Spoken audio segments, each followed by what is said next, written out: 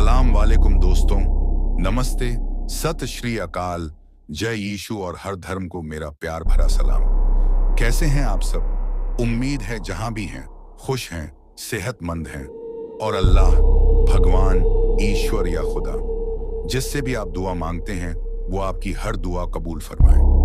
जो लोग परेशान हैं, ऊपर वाला उनकी परेशानियां आसान करे। जो बीमार हैं उन्हें शिफा, स्वास्थ्य और सुकून दे। और जो अब हमारे बीच नहीं हैं, उनकी आत्मा को शांति और रहमत मिले। तो आज भी तैयार हो जाइए, क्योंकि जो कहानी आज सुनने वाले हैं वो सिर्फ एक कहानी नहीं, एक रहस्य, एक अनुभवी, एक डर की दास्तान है जो आपके दिल की धड़कनें तेज कर देगी। अब जो भी अपने अपने तरीके से दुआ या प्रार्थना करते हैं वो जरूर कर लीजिए, क्योंकि जब हम इन अनदेखी मखलूकात का जिक्र करते हैं तो कहते हैं वो सुनने चली आती हैं। तो दिल थाम लीजिए, रोशनी थोड़ा कम कर लीजिए, क्योंकि इस बार कहानी नहीं, डर खुद बोलेगा। रात काली थी, इतनी काली कि जैसे आसमान ने खुद को निगल लिया हो। हवा ठंडी नहीं थी, बल्कि गीली और भारी सी लग रही थी, जैसे किसी ने उसे दर्द में भिगो दिया हो। जंगल की तरफ जाने वाली पुरानी सड़क पर सिर्फ एक ही आदमी चल रहा था, विक्रम। हाथ में मोबाइल की मध्यम रोशनी, कंधे पर बैग और आंखों में वही बेचैनी जो पिछले 3 सालों से उसका पीछा कर रही थी। आज वह उसी जगह वापस आ रहा था जहां उसकी जिंदगी रुकर सी गई थी। 3 साल पहले इसी रात, उसी जंगल में उसकी दोस्त रिया रहस्यमयी तरीके से गायब हुई थी। पुलिस ने केस बंद कर दिया, गांव वालों ने कहानी को जंगल का श्राप कहकर दबा दिया और विक्रम अपनी जिंदगी में आगे बढ़ने की कोशिश करता रहा। लेकिन हर रात एक ही सपना उसे लौट कर खींच लाता। सपने में रिया खड़ी होती थी, गीले बाल, फटी आवाज और उसकी आंखें पूरी तरह सफेद। विक्रम, मैं यहां हूं, वापस आओ, मुझे छोड़कर मत जाओ। और फिर वह अचानक अंधेरे में खिंच जाती थी। आज उसी सपने का पीछा करते करते वह फिर इसी जंगल की तरफ आया था। शायद जवाब मिल जाए, शायद रिया मिल जाए, या शायद वह खुद भी किसी अनदेखी अंधेरी गहराई में खो जाए, जैसे सब कहते थे। सड़क खत्म हुई, कच्चा रास्ता शुरू हुआ। दाएं तरफ वो पुराना पुल दिखा, कुहासे में डूबा हुआ, टूटा फूटा, मानो धड़कने की कोशिश करता हुआ। गांव में लोग इसे चुप्पी वाला पुल कहते थे, क्योंकि यहां रात में कोई आवाज नहीं आती थी, यहां तक कि पानी की भी नहीं। विक्रम पुल की तरफ बढ़ा, तभी किसी ने पीछे से धीरे से उसका नाम लिया, विक्रम। वह ठिठक गया, दिल ने पसलियों पर मुक्का मारा।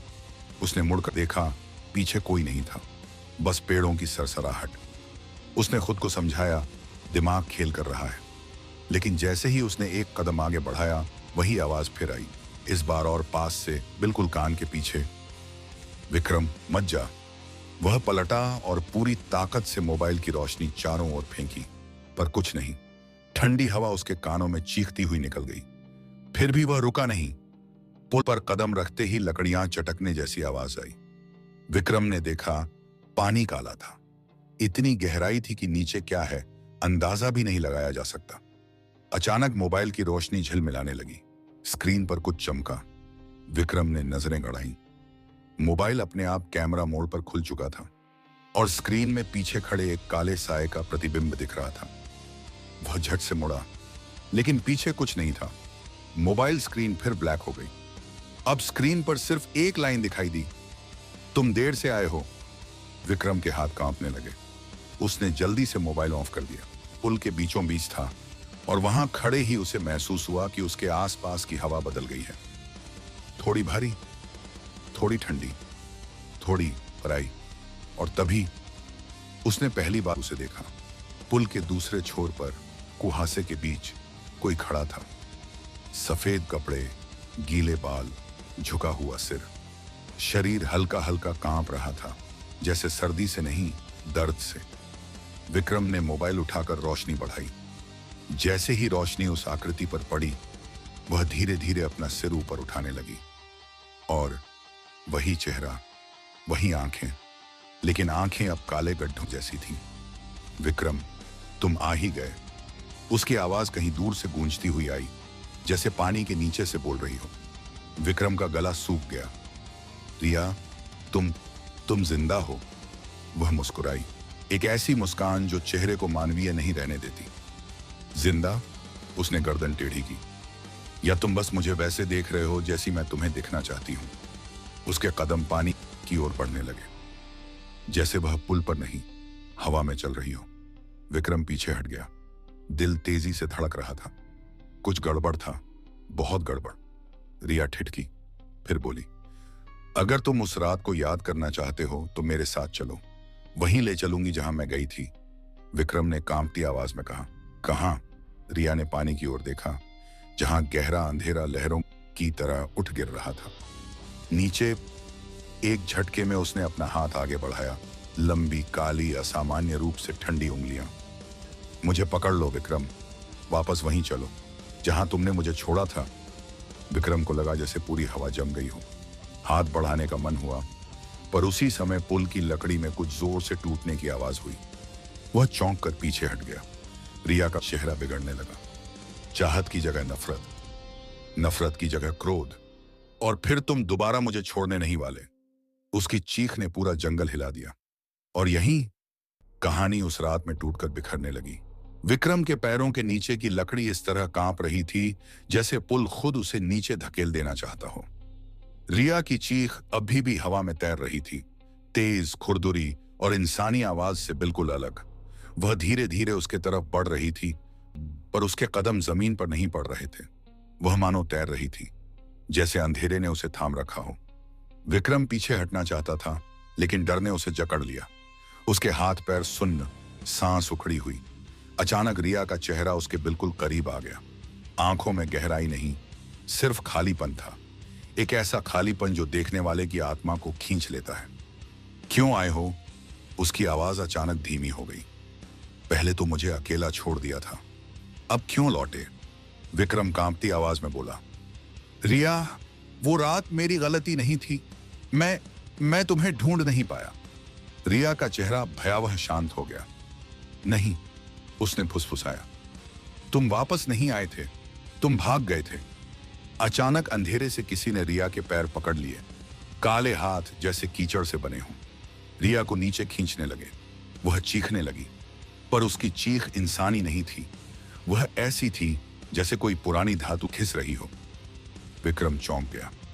रिया रुको, मैं तुम्हें बचाऊंगा, रिया ने खींची हुई आवाज में कहा। बचाना चाहते हो तो मेरे साथ नीचे आओ। वह अब पूरी तरह पुल से थोड़ा ऊपर हवा में झूल रही थी।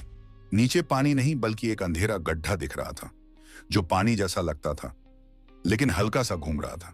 वह पानी नहीं था, वह कोई और चीज थी, कोई जीवित चीज, जैसे किसी गड्ढे के भीतर सैकड़ों आंखें खुली हों। रिया अचानक नीचे की ओर धंसने लगी। उसका हाथ बाहर की तरफ फैला। विक्रम, प्लीज इस बार मुझे अकेला मत छोड़ना। विक्रम का दिल धड़कना भूल गया। उसके कदम खुद ब खुद आगे बढ़े। उसे लगा जैसे किसी ने उसकी गर्दन पकड़ी हो और आगे धकेल रहा हो। लेकिन तभी पुल पर कोई भारी चीज गिरी। धड़ाम। विक्रम उछलकर पीछे हट गया।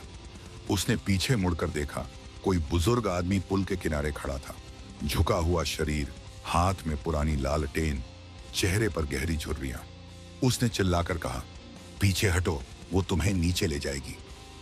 विक्रम ने घबराकर कहा, ये रिया है, मेरी दोस्त। बुजुर्ग की आंखों में डर फैल गया। नहीं, ये रिया नहीं है। ये वही है जिसने तुम्हारी दोस्त को खाया था। ये वही है जो हर साल एक आत्मा पुल से नीचे खींच ले जाती है। विक्रम का खून जम गया। उसने रिया की तरफ देखा। वह अब पूरी तरह बदल चुकी थी। चेहरा बिखरने लगा था, उसके होंठ खुले हुए और अंदर से काली कोयले जैसी धुआंनुमा चीज निकल रही थी। देखा? बुजुर्ग ने कांपते हुए कहा, ये इंसान नहीं है बेटा, ये नीरव छाया है, इस पुल की श्रापित रक्षक। जो भी इसकी आवाज सुन लेता है वो कभी बच नहीं पाता। रिया या वह प्राणी अब अंधेरे गड्ढे में आधी धंस चुकी थी, लेकिन उसका हाथ अभी भी बाहर था, लंबा और काला। उसने फुफकार कर कहा, विक्रम, अगर तुमने हाथ बढ़ाया तो मैं तुम्हें वहां ले जाऊंगी जहां कोई लौट कर नहीं आता। बुजुर्ग चिल्लाया, उसे मत छूना, एक बार हाथ मिल गया फिर तुम उसके हो जाओगे।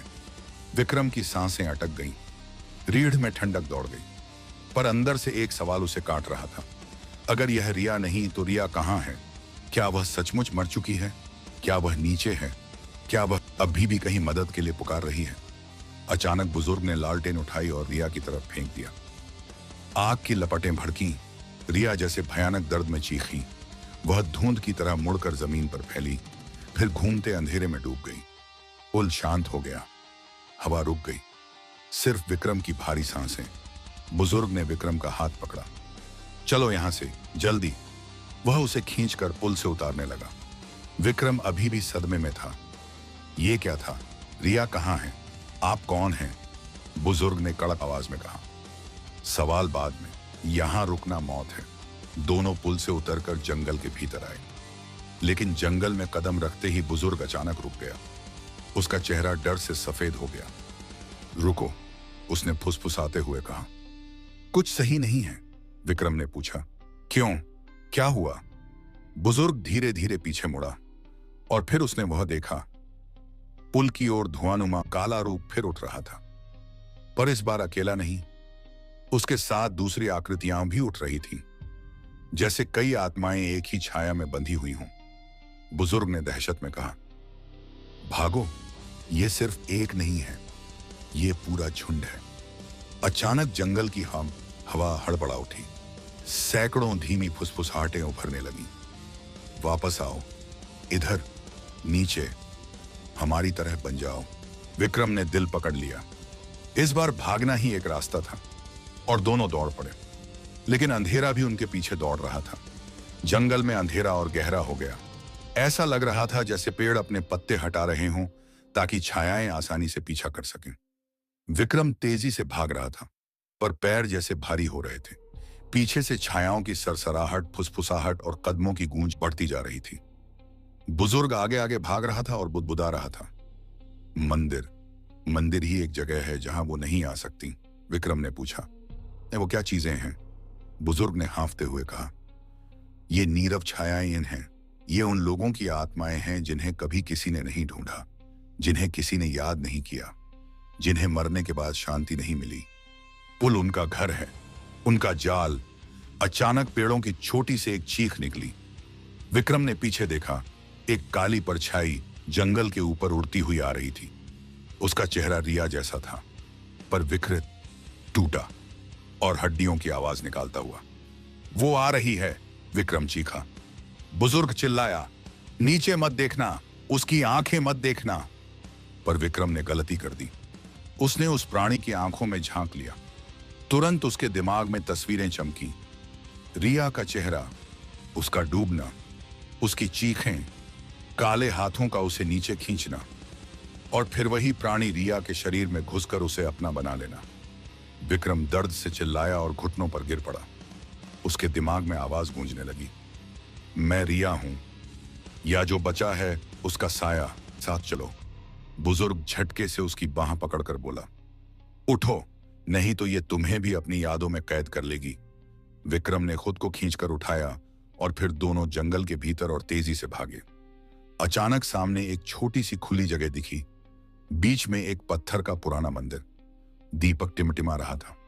दरवाजे पर घंटियां लटक रही थी। बुजुर्ग चिल्लाया, बस अंदर भागो। पर वाक्य पूरा होता उससे पहले एक काली परछाई हवा की तरह आई और बुजुर्ग पर टूट पड़ी। विक्रम चीख पड़ा, नहीं। परछाई ने बुजुर्ग को हवा में लगभग 10 फीट उछालकर पेड़ से दे मारा। उसकी हड्डियां टूटने की आवाज आई। परछाई जमीन पर उतरी और धीरे धीरे उठने लगी। उसका चेहरा फिर वही रिया वाला, लेकिन इस बार उसके चेहरे से खून जैसा काला तरल बह रहा था। वह एक टूटी हुई हंसी में बोली, भागो मत, तुम मेरे हो। 3 साल से मेरा इंतजार कर रहा था ना। विक्रम के कदम पीछे हट गए। अंदर का डर उसे जकड़ रहा था, पर छाया का पास आना उसे अंदर धकेलने जैसा था। वह मंदिर की ओर दौड़ा, छाया उसके पीछे। जैसे ही विक्रम मंदिर के दरवाजे के पास पहुंचा, छाया छलांग लगाकर उसके बिल्कुल पीछे आ गई। विक्रम ने पूरी ताकत से दरवाजा धकेला और अंदर कूद गया। छाया ने भी दरवाजे पर प्रहार किया। धम! मंदिर हिल गया। विक्रम गिर पड़ा, हांफते हुए उठा। दरवाजे पर छाया की उंगलियां अंदर घुसने की कोशिश कर रही थीं। वह चिल्लाई, विक्रम, मैं रिया हूं, तुम्हें मुझसे प्यार था। विक्रम चीख पड़ा, तू रिया नहीं। एक आखिरी प्रहार के बाद दरवाजा टूटने वाला था। तभी मंदिर के अंदर की घंटियां अपने आप बजने लगी। पूरे कमरे में तेज रोशनी फैलने लगी। दीवारों पर उकेरे मंत्र चमकने लगे। छाया कराह उठी। नहीं नहीं, यह जगह मुझे जलाती है। उसने पीछे हटने की कोशिश की, लेकिन रोशनी जैसे उसे खींच रही थी। उसका चेहरा फटने लगा। उसका शरीर धुएं की तरह ऊपर उठने लगा। विक्रम, तुमने मुझे मरने दिया था, अब तुम भी मेरे साथ नीचे चलोगे। उसकी आवाज धीमी होती गई। उसका शरीर धीरे धीरे टूटकर हवा में घुल गया और कुछ ही सेकंड में वह पूरी तरह गायब हो गई। मंदिर शांत हो गया। गहरी भारी खामोशी। विक्रम जमीन पर गिरकर रो पड़ा। उसके सामने सच अब साफ था। रिया अब कहीं नहीं थी। वह उसी रात मर चुकी थी और 3 सालों से उसकी आत्मा नहीं, उसकी जगह लेने वाला अंधेरा ही उसे पुकार रहा था। कुछ देर बाद वह बाहर निकला। बुजुर्ग पेड़ के पास पड़ा था, धड़कन बहुत हल्की। विक्रम ने उसे उठाकर मंदिर के अंदर लाया। बुजुर्ग ने धीमी आवाज में कहा, तुम बच गए, पर याद रखना, छायाएं कभी खत्म नहीं होती, बस नई आत्मा का इंतजार करती हैं। विक्रम ने कांपते हुए पूछा, क्या वो वापस आएंगी? बुजुर्ग ने आंखें बंद करते हुए कहा, जब कोई और उस पुल पर जाएगा, जब कोई और किसी खोए हुए को ढूंढने आएगा, हाँ वे आएंगी। बुजुर्ग की सांस थम गई। रात लगभग खत्म हो चुकी थी।